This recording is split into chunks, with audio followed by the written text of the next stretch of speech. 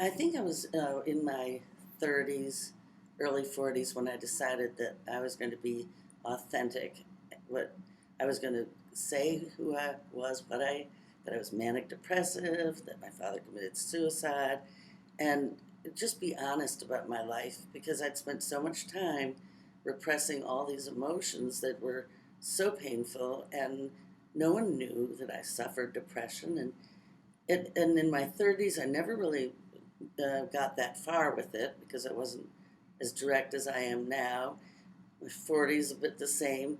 Children are so pure and they're honest. They tell everything just as it is, as old people do. They don't they don't have a choice but to talk about the facts because they're a parent.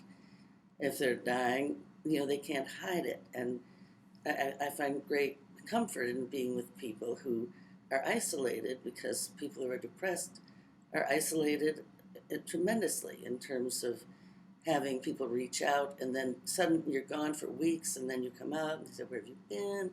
You must have been to some exotic place. I've had a wonderful time." I look at them and say, "Well, I've been in bed." And people say, "I don't believe it. You never seem depressed." And I urge people to call me. I said, if you don't see me for a couple of weeks, call me, and that will encourage me to get out and do things. But it's very hard to initiate anything when you're so down. What's happened in my life at this time is um, I read a book called Second Calling, which was given to me by a wonderful man from Ethiopia. And I was halfway through the book. We were sitting at a lecture at Harvard Law School, which was about stress, which led to depression, and then it went on to suicide.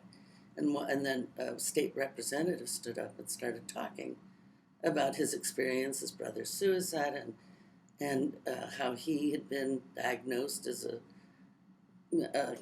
manic depressive as well. And I said, "That's it.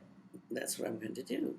And our friend Makonnen from Ethiopia happened to be visiting that weekend, and he was absolutely thrilled. His wife's a psychologist, and I knew that I finally had a mission in my later life because the point of the book was that you have to let your family go, let your children go, and you've got all these years, and you want to make a difference. And I didn't know how I would be able to make a difference, and it has really mushroomed beyond my wildest dreams. I wrote my story.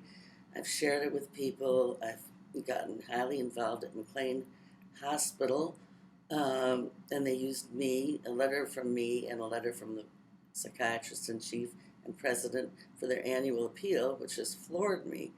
But I think it was because so few people really will just openly talk about who they are. And I want to close by saying that I have had such pleasure. It's been one of the best years of my life because I have made myself public, and people are learning. And every time you meet someone and you share your story, I can guarantee they'll have someone who's either anorexic or depressed or all the mental illnesses are rampant in our world, and we have to get back to being authentic and be who we are, be proud of it, and it is the best way we can help the field of psychiatry and spread the good news.